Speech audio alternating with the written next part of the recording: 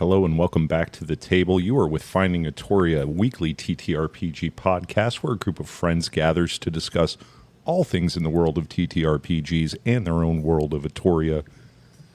I'm here with Arcadia today. Say hello, Arcadia. Hello, Arcadia. Wonderful. It's going to be that kind of episode. It's going to be that kind of an episode. So I'm going to go ahead and jump in with our topic today. It's a little bit timely. Check local listings when you're listening.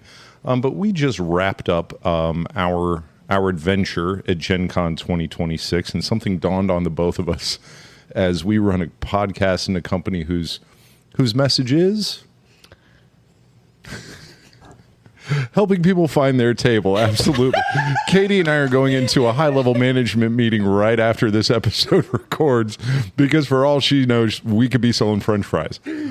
Anyway. Welcome to the table where all things will go right out of your brain at any point in time and chaos ensues. There you go. There you go. So there are roughly 70,000 people at GenCon Arcadia. Thousands of tables, thousands of games, thousands of stories that are all happening simultaneously. And yet somehow the hardest table to find all weekend was not at a major publisher's launch event. It was not at a live play event. The hardest table to get all weekend was one to eat dinner at. Truth.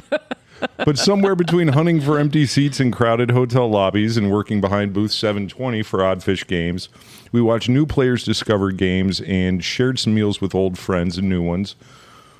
During all that, we realized something. This episode's really not going to be about Gen Con. It's going to be about finding your table. And there's a little double play on that, but we got to go this year with a little bit of a different mission. And I wanted to see if Arcadia would take a minute to talk about the difference in excitement, not even the experience yet, but getting ready for Gen Con. How did you feel, not knowing, I assume that this was both of our first year working a booth at Gen Con. What were you thinking leading up? Was there more excitement, less excitement because you were working and you couldn't just go wherever you wanted whenever? What was your up to the day feeling like? Sure. I would say nervous excitement. Not entirely certain what being behind the booth was going to entail in its entirety and you know, how that would go, how it would play out, whether it would be a good experience or an awful experience or somewhere in between. Just kind of that anticipation for a new thing. Yeah, but yet with hope.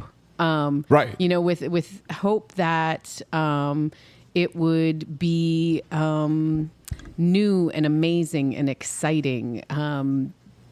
That even though there was a little bit of trepidation, it was still, you know, the hope was there that it would be something amazing.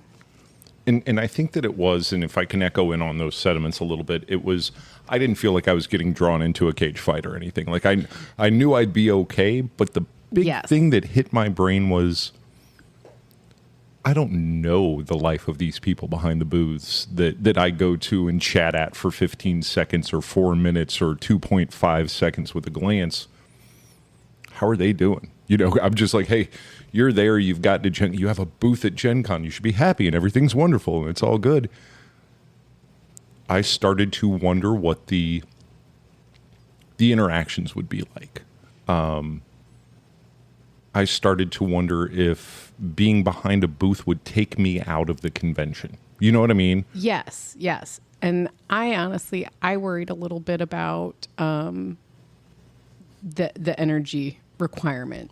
That much interaction with people. Like it's hard at Gen Con just even as an attendee because you're, as we've said many times, butts to nuts on top of people it is constantly. That people crush. And then the social, repetitive, boom, next. Yeah. You know? So that was a little bit of my fear, was, you know, would it be almost, you know, more of an emotional drain, more of a social drain? Sure. Because now you've got a goal. You've got a mission. You actually need to transact business, whereas an attendee, you may want to get something, but you're the buyer. You're there with what everybody else wants, which is money. Just catch everybody up. We spent the weekend at GenCon 2026 and had the opportunity on 2 separate days to work a shift in the Oddfish Games booth 720. And Now, take me through a little bit about, because when we got there, we got, you walk around, we've seen their booth before, we know what's in there. First thing you and I said when we looked at it was 3 people? Yeah. And there was the question mark just appeared above us, like it was, and that was my concern. Is I'm a little tall, I'm a little lanky, I'm a little bit demonstrative when I speak, and I was worried that I'm gonna be elbowing people in the face. It really wasn't that. It wasn't actually. I was just gonna say, once things started moving, everybody sort of found their own little niche area that it worked for them to work out of. And we sort of did that with occasional needs to like swap areas or things like that. But for the most part, not too much. We sort of tapped each other in if it was heading over to someone else's, area to talk about, or it worked surprisingly well in concert with others. One of the things that I wanted to hear from you, because it kind of struck me immediately, and we were lucky enough, we got, the badges with exhibitor on it, and we got these cool branded shirts from Oddfish Games. Yeah. And walking around in them, I didn't have to, but did focus on the fact that I was a bit of a brand ambassador. I would no walking up and kicking toddlers in the Oddfish shirt. You really have to, watch yourself. Or maybe next con. No, I agree with you. I thought about that a couple of times walking around just the hallways, the exhibit hall, and things like that. Was the fact that, when you have got someone's brand on you and it's not just, hey, I bought this T-shirt because, right. When you're helping someone out, when you're representing their business, it is just a different level of awareness to how your actions may or may not be received And then amplified back too. So I don't want to spend the whole time on the fact that we had this absolutely amazing experience behind the booth doing the job of selling. I was just going to say, we haven't even said that we've had that kind of an experience. Right. So it was very cool. It was 4-hour blocks at a time. We got to go behind the counter and interact with people about all of the fantastic products that Oddfish has and all of the things that they're doing. I want to highlight, because we haven't really gotten to what did we anticipate, and we didn't really do and how was it? And I want to just say, there was a little bit of trepidation, there was a little bit of sure, how is this going to go, and all that kind of stuff. And I am going to say, hands down, it was so much fun. It was such an amazing experience. It was just fun.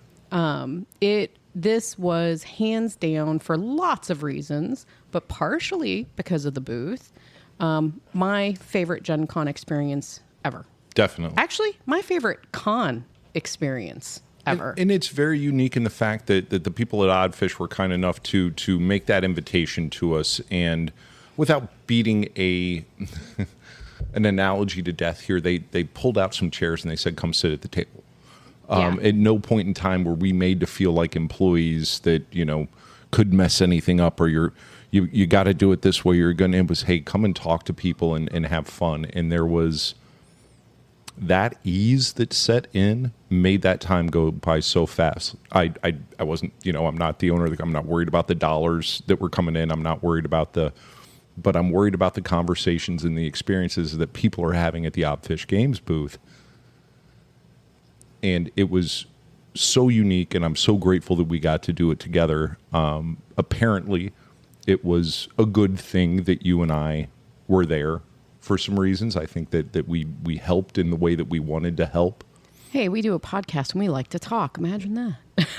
We talked with people all weekend. But it was, and it made it very simple. But it was this idea in my mind that Mike, Jen, their whole crew made the decision to pull out the chairs, made the decision to say, hey, you've got a spot here to help, and you've got a place now. Right. And it was not, we didn't take cut of proceeds. We didn't, pay them for the opportunity to work there. It wasn't a business thing. It was, hey, come and help out, and here's what we can do for you if you help out. And we'll get into them some more later, but those evenings after the con, where you're sitting around with those people, is really kind of you can make a lot of friendships, bond a lot of relationships while you're in exhibit hall or experience a game and playtest hall or getting rained on, whatever it is. But those moments after, those wind downs, where you're sitting there just kind of evaluating and talking about the experience, it was absolutely incredible how welcomed we were, how organically the experience happened for everyone there. Yeah. And it was just very cool. We have much more to go into about our GenCon 2026, but once again, huge thank you to Oddfish Games. If you are not out on their website, you should be, because it's getting ready to be absolutely crazy. Give me about 1 minute and I can give you the whole spiel about why you want to check out Adventure Sons, because I said it a lot this weekend, but I will say this. I'm joking about it a little bit here, but seriously, guys, like, that is just one of the coolest things out there for gaming. It's just an idea and it was really that's fun so to awesome. I'll say this about the table or about the booth. The thing that I loved about it is that I was not there trying to sell people a product. Correct. I was there as a gamer talking to gamers about a product that I think is so cool for them to have at their table. Or we ended up talking about ways you might use it just not for gaming. Absolutely. Versatility of the product. Yeah. But ultimately it comes down to the fact that, like, I could have done that all day long, because you're just talking with gamers about fun gaming stuff. You're hearing about their games. Mm-hmm. You're suggesting something that they might enjoy in their game because you've enjoyed it in your game. And it's not a sales. I've done sales in one manner or another all of my life, and it had nothing to do with what I was doing at that booth. Right, exactly. I will say this too, really quickly, that I guess if I gleaned anything from being on the other side of a booth at GenCon, that I think that I knew, if I reinforced or solidified a thought in my mind, our community is good. Yeah. These are good, nice, solid human beings. How many times did we hear that this weekend? Yeah. Like, not like from Uber drivers or people at restaurants or... Indianapolis loves this event. The people that make money off of big events in Indianapolis love this because of who comes to it, who they get to interact with. And stepping out from behind the booth a little bit, I wanted to transition just a little bit while we go in here to this episode. And one of the other very quintessential experiences that I had for the first time at this GenCon was, once again, in relation to Oddfish Games. Thank them very much for the invites and the inclusion. But we've done an episode on Dr. Christina Stiso's Leviathan Rising game, us playing it or reviewing it a little bit.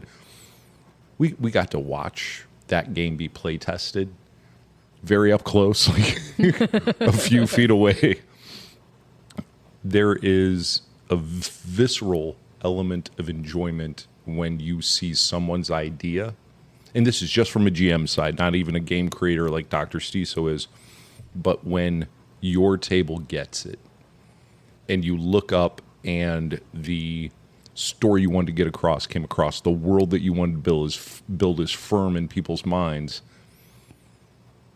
I saw so much connection to her creation by people, just in their eyes, just in their reactions, cackles of shared laughter, groups of people heads down, sort of plotting their. It is such a good game, and I'm not. This is not a Leviathan episode, but to have the privilege to sit there and watch Christina deliver that vision to groups of people at a time and witness their experience, hear their stories on it. I know Steve Kellums at the Epic Adventure podcast got an opportunity to interview somebody that played it, and I'd love to hear that, but I kind of wanted your take on that, because I didn't expect it to not be awesome. I did not expect it to be as, not emotional, but just absolutely connective as an experience as it was, to sit there and see what in my mind was probably a vision on paper no more than a year ago be played with a group of people that are discerning, intelligent, smart role players, and it just crushed. People loved it.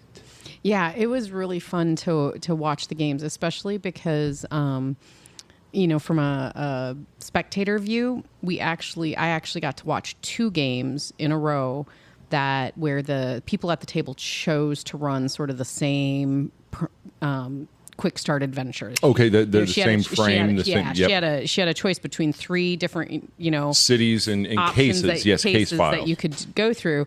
And ironically, all weekend, people were choosing the same one.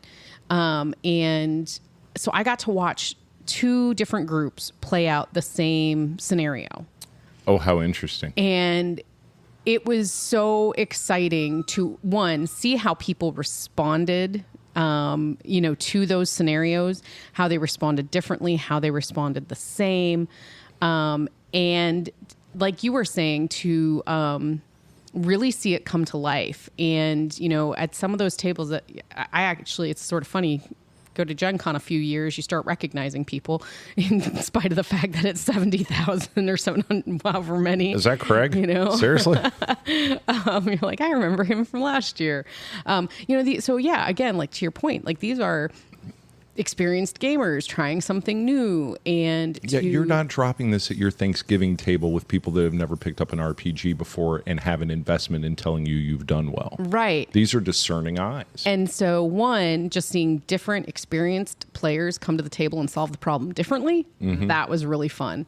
2 was to see these people who are very savvy, very experienced, go through this game and just truly, like you said, light up, have fun, get immersed into that world, sacrifice themselves for the betterment of humanity. I'm not going to steal the thunder in case anybody records. These were great game sessions, and it was almost this voyeuristic element where we got to, it was not meant for a live play audience. We were there to support Christina, but it gave us this unique window pane into what I think is the evolution of this game.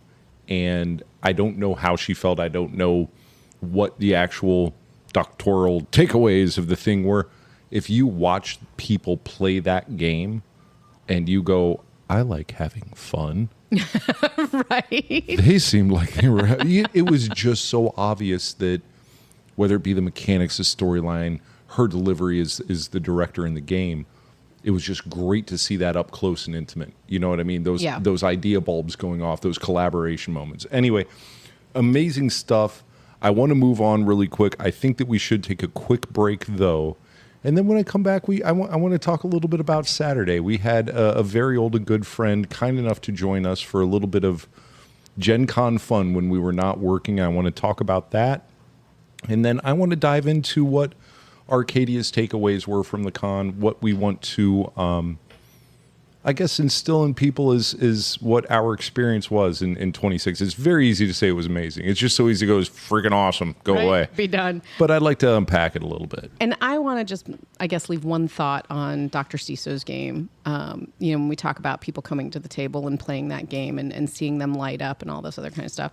My takeaway, I think, at a really holistic level is that we got to watch people find their place at the table with a brand new game, with strangers, with a new game, a GM that they've not played with before.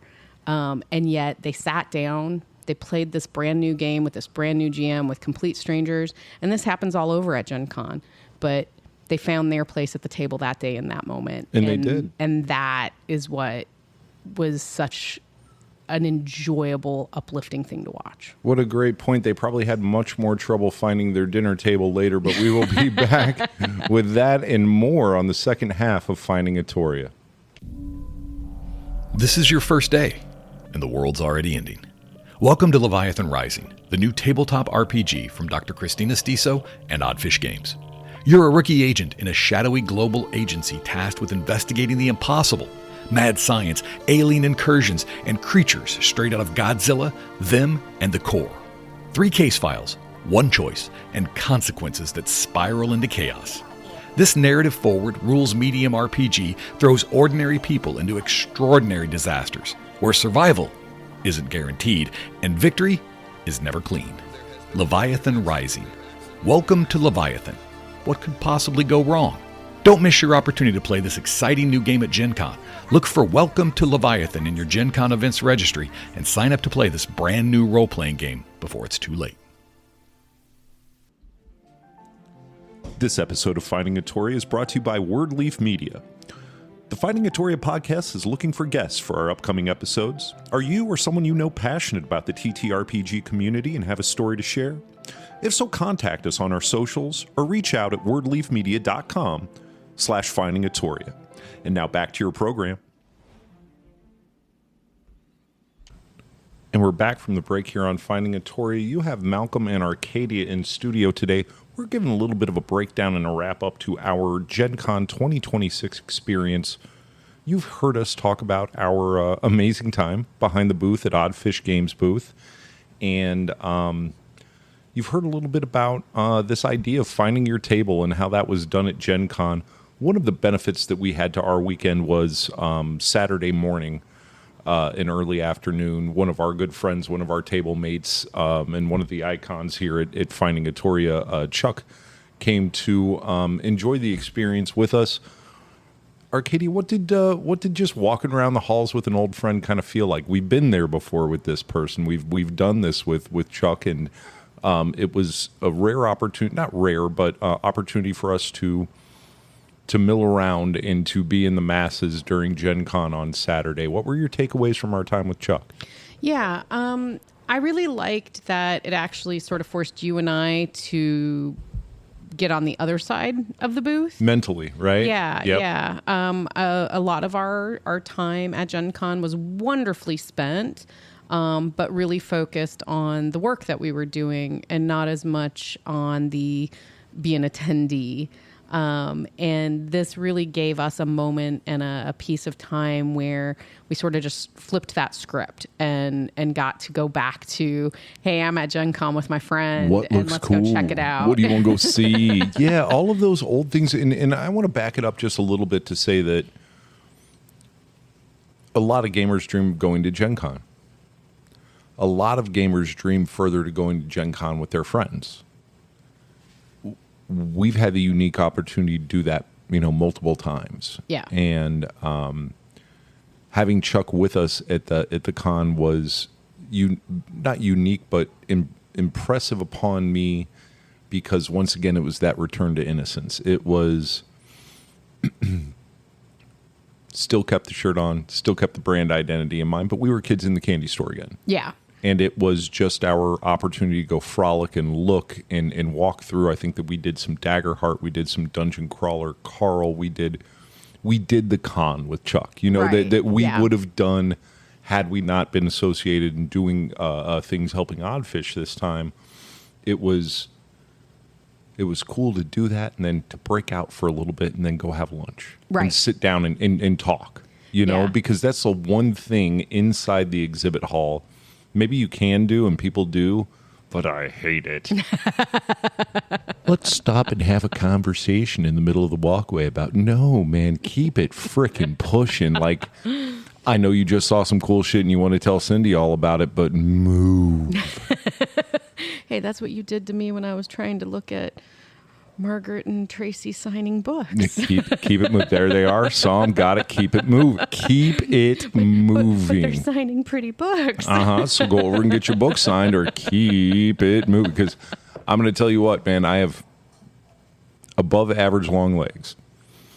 When I move them at 1/16 of their actual radius over, like just shuffling kills me. But I'll shuffle. I can be a good shuffler. I can queue with people.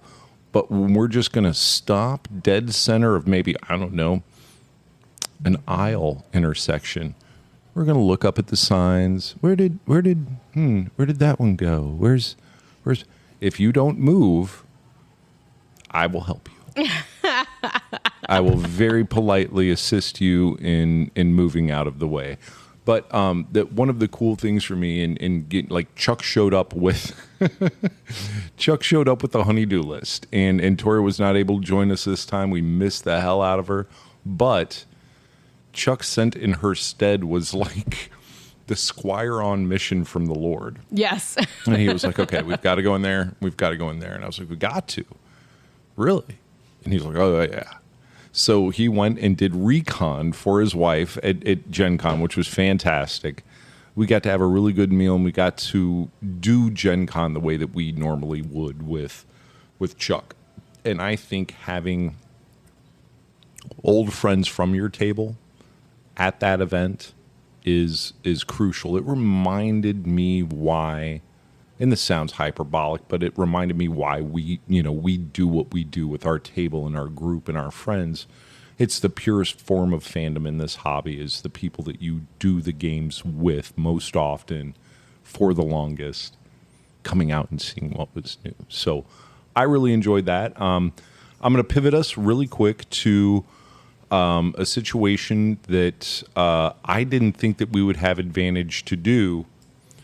And last minute we pivoted and we bought tickets to an event in the evening.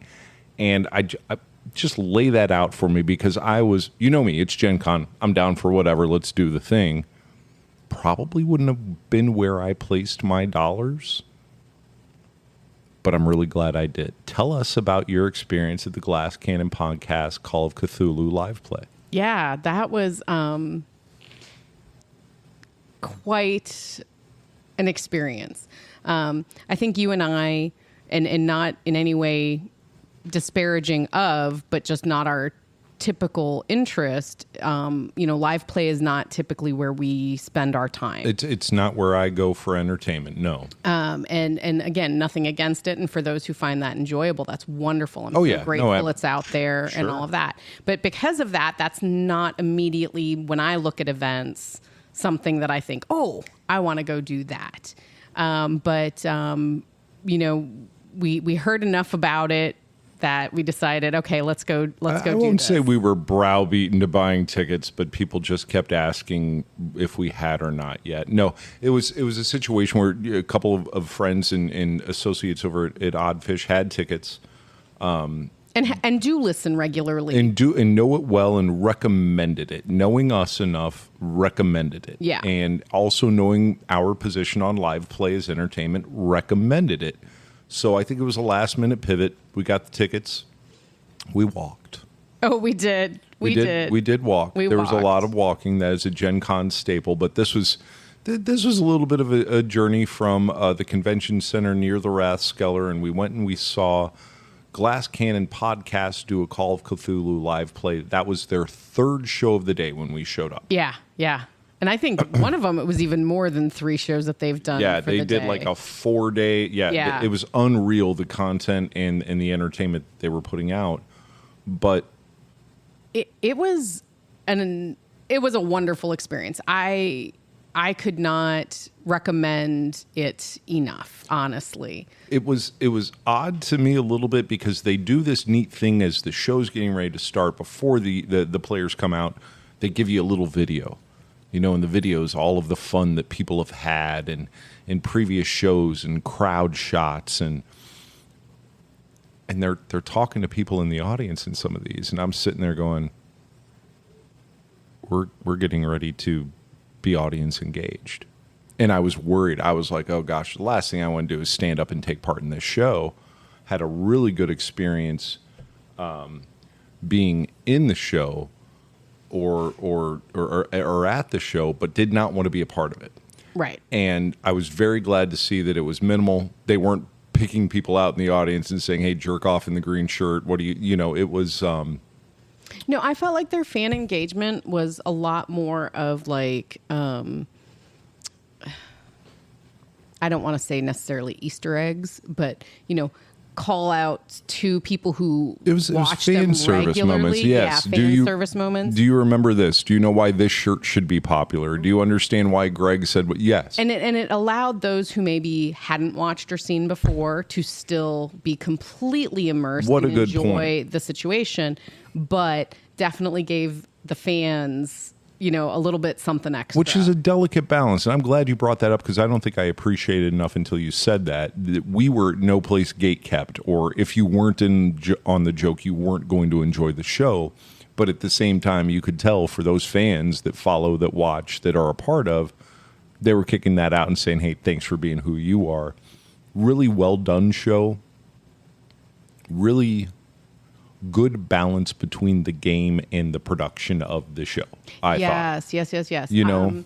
At no point did I feel like it was overproduced. Right. They did a really nice job of getting you to enjoy watching them play a game. They let the personalities lead the show. Yeah. And I mean, still, you've got actors who are, doing game. And you can see that in the quality of the improvisation and this all was of that not they're Jim doing. and Carrie from your local gaming table. These people have skills and chops and do this, once again, shows in and out a day. But not so far to the point where you just felt like you were watching something that was produced whole cloth. It still allowed you to enjoy a little bit of the, that was, did they just all fail that role? Really? Oh did my they gosh. all just fail that role? Some of the roles, some of the outcomes were incredible. Can't recommend that show enough, that group enough. And here's what I wanted to say. My discernment on the event was this. I'm not a baseball fan. I probably will not turn a baseball game on my television that I don't have some sort of other investment or interest in. Take me to the ballpark. I'll go to the ballpark with you. I'll have a great time at the ballpark. And I think that the difference for me in figuring this out was I'm still not the guy. I'll check out a little Glass Cannon podcast on line, but I'm not the guy that turns on live play for entertainment. I'm not the guy that turns to the recorded version of that media for something I want to watch. Being at it live was incredible. Yeah. It was great fun. You get the crowd's energy immediately.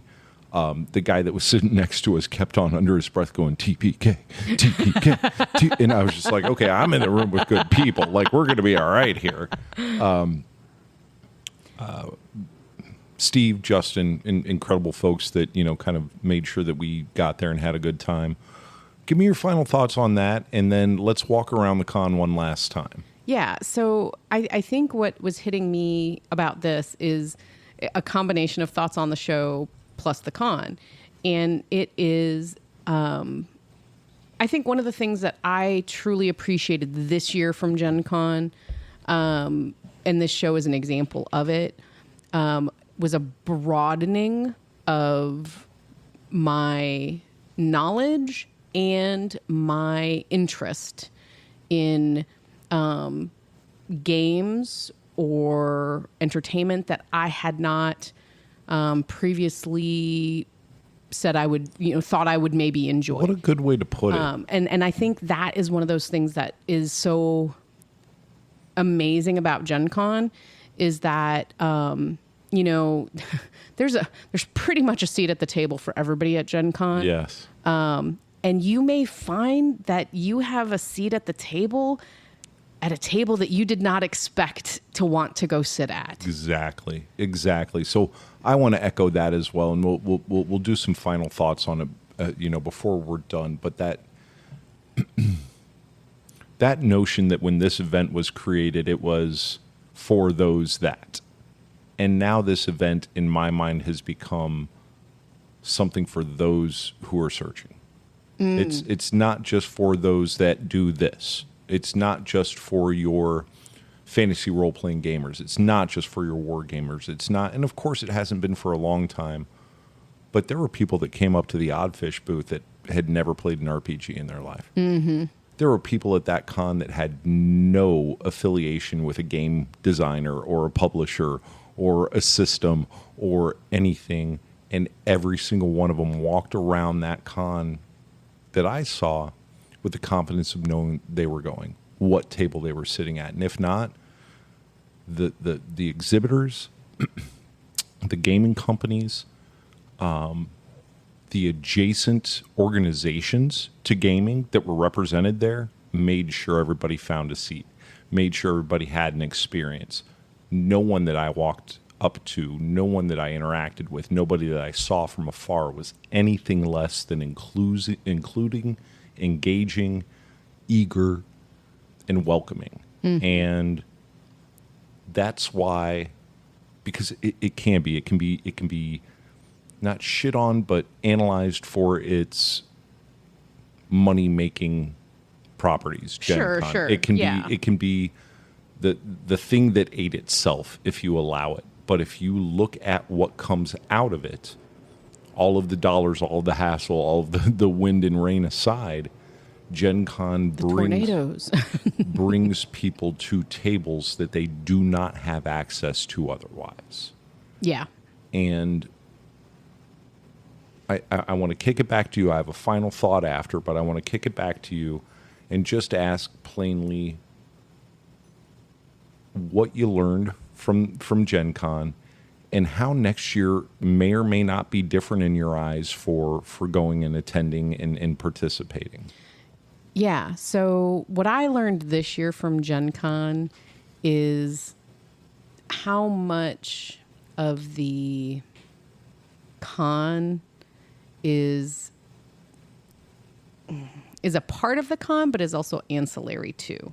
Those things that happen on the side, out of the way, that as you go back to the hotels in the evening and people aren't at a scheduled event, but they're pulling out of their bag that game they just bought and they're laying it out on the table and they're pulling their buddies in and they're sitting down and playing a new game. Just as soon as they can. Nobody's waiting to get back home and unbox this on a Thursday night when they're down there playing. You saw scraps of packaging and boxes flipped open, and people cannot wait to play games. Yeah, and so it's not this huge aha. I think it's a very obvious statement, but I think it just really hit home to me this year.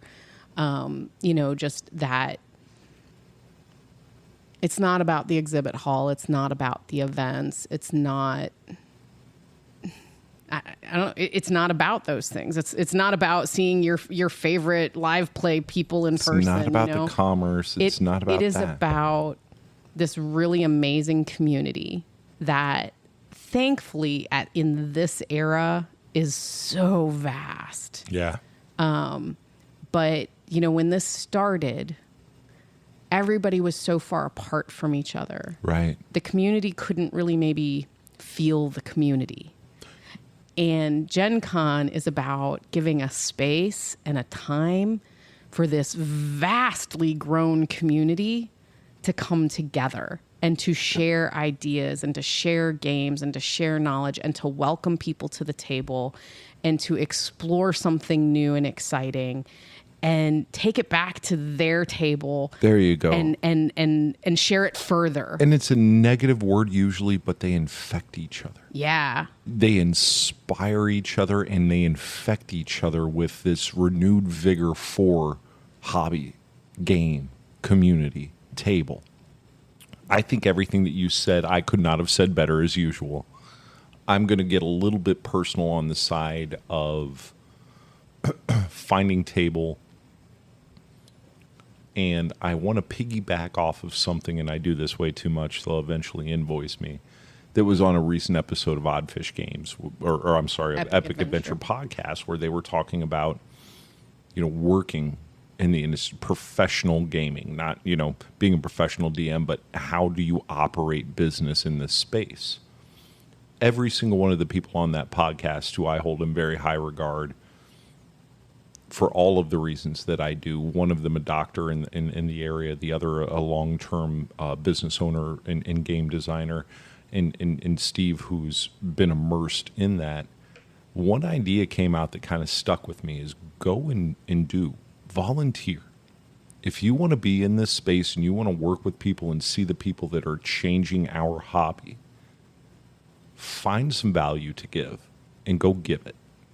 Go spend 4 hours tearing tickets for somebody's event as they're coming in. Do a little time behind a booth. Find those opportunities that are not dollar signs in front of you and meet good people that become your mana, that become your currency to trade with, is the people, the networking, the names that you know, the people that remember what you've done. And our opportunity this Gen Con was not with goggles on to the future. well, if we go and we do this and we do that and we do this, then we will have these opportunities. It's never that calculus. It shouldn't be. Because if you do it that way, people are going to know. But I would say that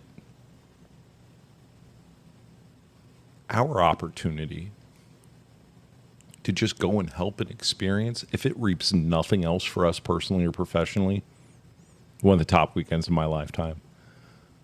But I think that you also ingratiate yourself to people that have other ideas and have other goals and need other people that they don't know. And you can end up not only finding a place at the table with these folks, you can end up creating a whole new table of people and purpose by being able to offer of yourself, to do a little bit for somebody. And once again, not trying to get hyperbolic or emotional, I think that, like you said, you learned much about GenCon and about, where you want to go. And which I learned a whole lot, too, about people and how I want to see Word Leaf Media and Finding Atoria move forward in this community. It was, to me, the blueprint of what can be done right alongside what should be done, for no other reason than it does bring more people to the table. And if you want that table for dinner, you better get down to the lobby really fucking early. Right. I saw a nice lady dressed as a druid throwing elbows. At one point, there was a man that was Gandalf-esque in a crane stance. The territory is valuable, but the experience is worth it. And the things that can be gleaned by being active in your community as a volunteer, as somebody who's not solely out there for self-exposure, a dollar sign, is going to have more opportunities to sit at more tables by just being giving, just volunteering. And it's something that they talked about very well on their podcast. I just wanted to echo that, and then echo a little bit more gratitude. Once again, this was an opportunity that I would not have gotten otherwise. I want to maybe put a call out to people who haven't been to GenCon. And maybe you're the person who lives in a small town. Maybe you live really far away from Indianapolis. Maybe you are someone who doesn't have a table in person, or friends to go to the con with. I have to say this. If you can get to GenCon, I can't recommend it highly enough, because what you will find is that when you go to that live event or you go to play at that table and you ask to have that seat next to that person that you don't know,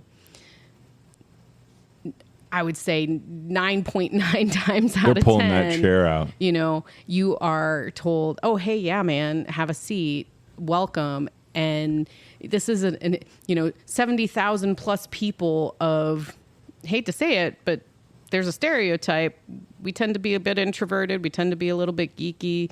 Some of us aren't, but, a lot of us are. But they want you there. And it's like one of those times where you see that barrier that can come from being introverted a little bit, which just I am. Dissolves. It just dissolves, and people welcome you to the table, and they want to play their game, and they want to talk about their game, and they want to hear about yours. You remember the Starbucks line? Yeah. I had a book in my hand, behind my back, just carrying it to go get an order. And the guy behind me engaged me in conversation about the book and the game, told me about his experience, told me why I would love the game, told me where he was playing, told me they want to talk. They want nothing more than you to know what they know about what they love, and it's beautiful. So I was just trying to get at the fact that, like, even if you don't have that buddy to go with, we didn't get to invite Chuck along to have our friend day. Go. You will find a table. You will find your table, and you will find friends. You will find good people in these waters. To connect with, yep. And in the future, people to connect with virtually, because you can't take them home in your pocket. But future, it's worth it to build your community. Absolute last statements, because we're over time here. if offered the opportunity, be it by Oddfish or anybody else, and I don't know that we'll have our own booth anytime soon. Certainly not somewhere you could find it readily. Would you go and work GenCon again? Or is that seminal experience where you tuck it in your pocket and go, I got to do that, and now... If I could do that every year for the rest of my life, I would. Right? Absolutely. When does that get old? I don't know if it when, does. When does that get unfun? You know what I mean? It's not for everybody, but... yeah, for me looking forward, I have a new lens on the convention. Yeah. I see the convention differently, mostly because an exhibitor pass gets you in 2 hours before opening. Dear God, to walk those freaking aisles without 70,000 people. It was amazing. It was an incredible experience. I would do that Gen Con that we just experienced with more friends. I want more people. I want our troops involved. But I would do that 100 days out of 100.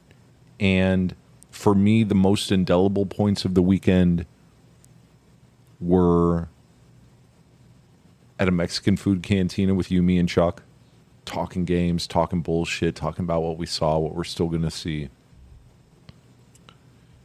And the ability to interact with the community from the other side was just amazing to me. And if anybody was ever silly enough to offer me that opportunity again, they'd have to pull me down because I'm jumping for it. Yep. All right. It has been a very long episode of Finding a Tori. I'm so glad, Arcadia, that I got to experience Gen Con 2026 with you. And we look forward to having Tori and Jess back in the studio just as soon as possible. You know how it is in the summer doldrums. Talk to us. Reach out to us. Support us because you should. We are on all the social medias except for TikTok because we're getting there. Go out to www.wordleafmedia.com/findingatori to support the podcast. But while you're there, spend some time on our website. See what we're doing. Hopefully there's going to be a little bit more collaboration news. This love affair with Oddfish will continue. And thank you so much for listening, Arcadia. Thank you so much for spending time in the studio. And we will speak to you next week on Finding a Toria. Bye, guys. Bye. This episode of Finding a Toria is brought to you by Wordleaf Media. Find us at wordleafmedia.com/findingatoria if you or anyone you know has stories or other good things to say about TTRPGs. Get a hold of us. You can find us on all the social medias. This episode of Finding a Toria is brought to you by Wordleaf Media. Are you interested in sharing stories of your favorite TTRPG experiences? If so, reach out at www.wordleafmedia.com/contact us on our socials, or you can now leave a comment on your favorite Finding a Toria episode at our Wordleaf Media YouTube channel.